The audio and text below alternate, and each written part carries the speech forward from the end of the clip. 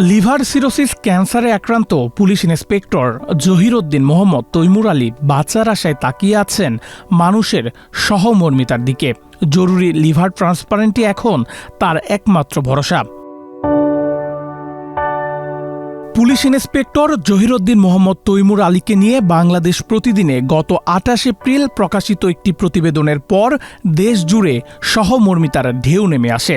বিষয়টি নজরে আসতেই এগিয়ে আসেন ২০০৫ ব্যাচের পুলিশ কর্মকর্তারা। তাদের উদ্যোগে প্রথম ধাপে ১০ লাখ টাকার একটি চেক তুলে দেওয়া হয়েছে। এর আগে একই ব্যাচের সহকর্মীরা আরও ২ লাখ টাকা সহায়তা করেছিলেন। অন্যান্য ব্যাচের সদস্যরাও এই মানবিক উদ্যোগে যুক্ত হয়েছেন। সবাই একত্রিত হয়ে ওর জন্য আমাদের কিছু অনুদান আজকে আমরা তৈমুরের বাসায় এসে তৈমুরের হাতে আমরা দিয়ে গেলাম। এটা আমাদের প্রথম পর্ব। হ্যাঁ, শুধু আমরাই না, বাংলাদেশ প্রতিদিনের মধ্যে একজন পত্রিকা, একটা স্বনামধন্য পত্রিকা, সেই পত্রিকাও কিন্তু তৈমুরের পাশে এসে দাঁড়িয়েছে।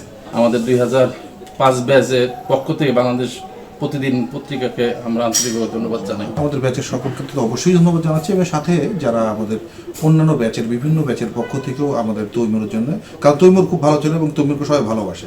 শুধু ২০০৫ না, ২০০৫-এর বাইরেও বিভিন্ন ব্যাচ থেকে ২০০১, ২০০৭, ২০০৭, ১০, ১১ সহ স্পেশালি তিন সহ সকল ব্যাচের এবং যারা ডিপার্টমেন্টের বিভাগীয় অফিসার তারাও আমাদেরকে হেল্প করেছে।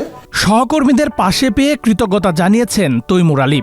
তিনি জানান, এই সহায়তা শুধু অর্থ নয়, এটা তাকে মানসিকভাবে নতুন করে বাঁচার শক্তি দিচ্ছে।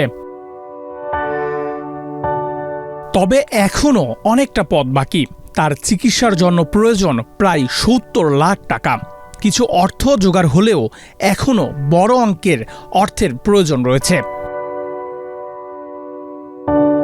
মানবিক দৃষ্টিকোণ থেকে সমাজের বিত্তবান ও সহৃদয় মানুষদের এগিয়ে আসার আহ্বান জানিয়েছেন তার পরিবার। নেহাল আহমেদ প্রান্ত, বাংলাদেশ প্রতিদিন।